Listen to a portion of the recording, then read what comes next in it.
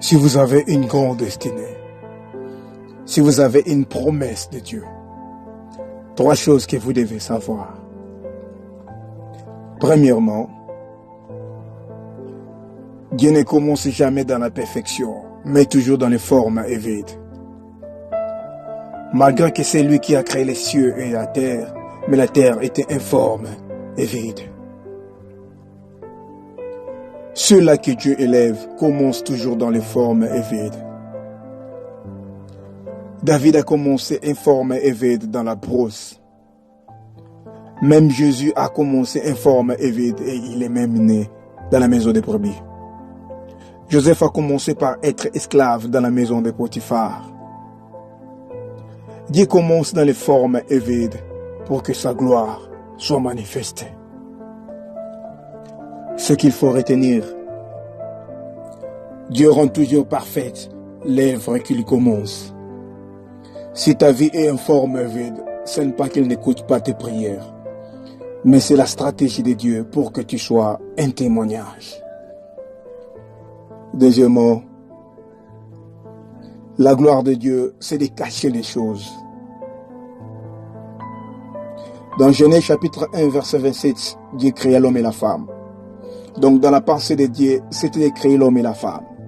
Mais dans Genèse 2, on relate comment tout s'était passé.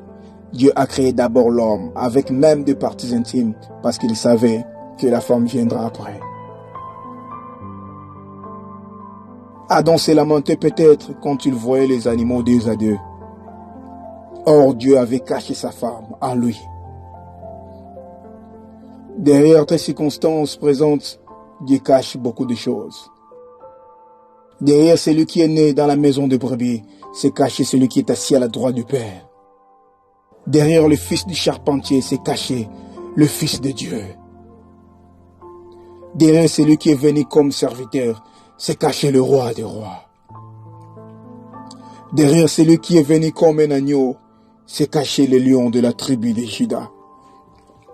Ne convoite personne et que personne ne te méprise, parce qu'on ne sait pas ce qui est caché derrière ce que tu vis aujourd'hui. Troisièmement, Dieu ne brûle pas les étapes.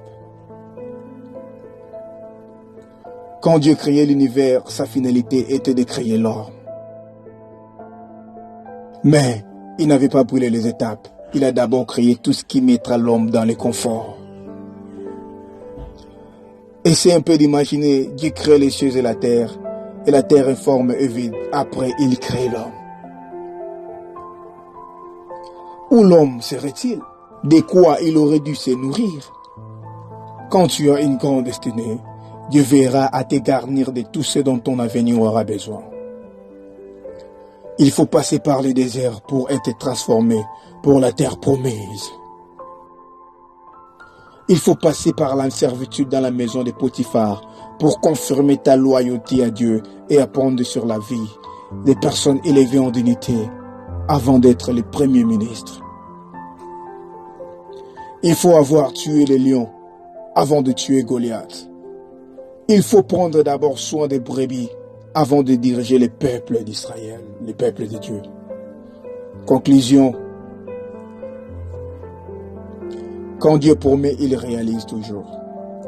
Car il n'est pas un homme pour mentir, ni le fils de l'homme pour se repentir.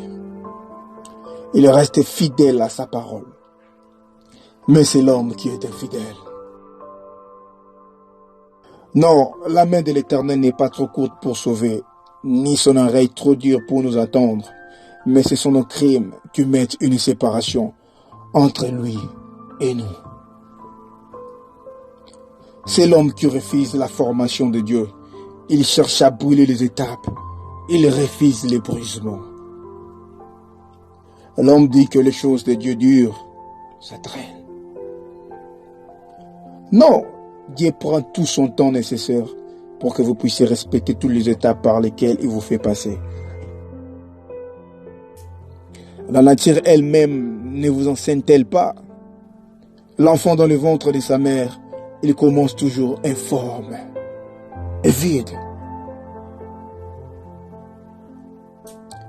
Mais avec le temps, il doit grandir. Parfois ta vie est en retard parce que tu refuses de grandir spirituellement.